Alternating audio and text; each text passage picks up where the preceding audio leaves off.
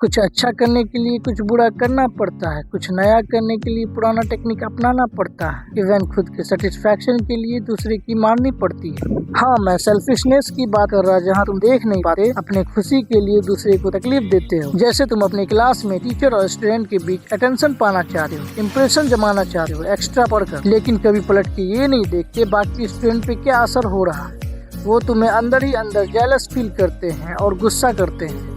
इसलिए नहीं कि तुम पढ़ते हो, वो इसलिए कि तुम्हारी वजह से उनको भी पढ़ना पड़ता है। So smart people think that they are very clever, but they don't know we are smarter enough to predict their behavior। और तुम भी अब तक मुझे प्रिडिक्ट कर ही लिए हो कि मैं किस बारे में बात करना चाहता।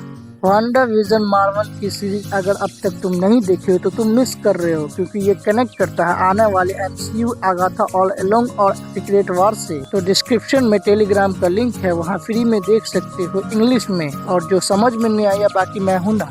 ये स्टोरी एग्जिस्ट करती है विजन के मरने के बाद और एंड गेम के बाद, जहाँ पास्ट में वांडा और विजन रिलेशनशिप में थे और बहुत सारे सपने सजा के रखे थे और दोनों एक दूसरे के लिए ऑब्सेस फीलिंग रखते थे, टीन का डब्बा होने के बावजूद भी। लेकिन मार्वल को ये प्यार, इमोशंस, फीलिंग्स रंडी रोना लगता है, इसलिए उन्होंने विजन को मरवा दिया और सॉर्ड ऑर्गेनाइजेशन उस टीन के डब्बे को अपने प्रयोगशाला में रख लिया और फिर से रिबिल्ड करना चाहता था और आर्मी बनाना चाहता था। और फिर वांडा को ये बात पता चला तो वो फ्यूनरल के लिए बॉडी मांगने गई, जो कि उन्होंने नहीं दिया।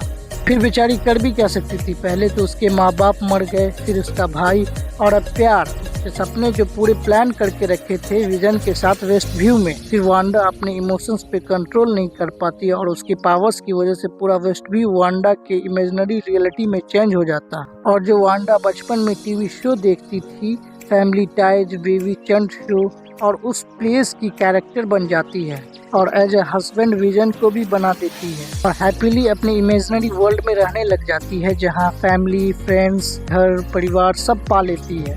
लेकिन इससे दूसरे को तकलीफ होता है, जो कि वांडा को एक्चुअल में पता भी नहीं था। इनफैक्ट उसे अंदाजा भी नहीं था वो क्या कर रही है, क्या बन रही है, क्या क्या उसके पावर्स हैं। फिर अगाथा हार्कनेस, जो कि एक विच है, और कसम बता रहा हूँ ये क्या जहर लगती है। अगर वांडा और डार्सी नहीं होती ना, तो मैं इसके साथ रिलेशनशिप में पूरा वर्जन बनने के लिए भी रेडी होता, क्योंकि भाई अच्छा खाना बनने में टाइम तो लगता ही है। और इसके noticeable expression, certain moves, I like this kind of fucking nosy never of Wanda. खैर ये मेरी तरह है और दूसरे की माल पे हमेशा नजर रहता है। अपने आप मिले तो ठीक है, ना मिले तो छीनना भी आता है। और फिर वांडा और अगाथा के बीच नॉटी फाइट होता है, जैसे तुम्हारी क्लास की लड़कियां भी लड़ती है। औकात की बात करते हो, तुमसे अच्छी हूँ, हमारे पीछे तो लड़के लाइन में लगे हैं, तुम बहन की लौड़ी हमारे बीच क्यों आती हो? मैं जो करूँ मेरी मर्जी, फलाना ढिमका। क्योंकि अगाथा को चाहिए वांडा की पावर्स और उसे पता भी नहीं था Wanda is not kind of superhero that leaves you in a comfort zone and she is fucking Scarlet Witch that show you her dark reality before your death. लेकिन फिर Wanda को realise हो जाता है कि I am tired, I am worn out this kind of fucking empathiness. फिर वो वापस सब ठीक कर देती है और वहाँ से चली जाती है कहीं दूर अकेले में, जो कि अगले मूवी में डॉक्टर स्ट्रेंजर 2 का रेफरेंस भी देता है। डार्क होल का इस्तेमाल करके अपने बच्चे को वापस लाना भी चाहती है। तो फाइनली नोटिस करने वाली बात ये है, जब विजन अपना मेमोरीज दूसरे विजन को दिखाता है तो वो कहाँ चला जाता है।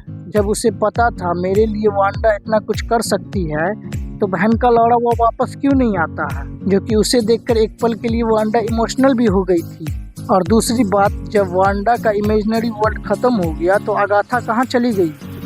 खैर ये अगाथा ऑल अलोंग में देखेंगे और टेलीग्राम ज्वाइन कर लो फ्री में देखने के लिए।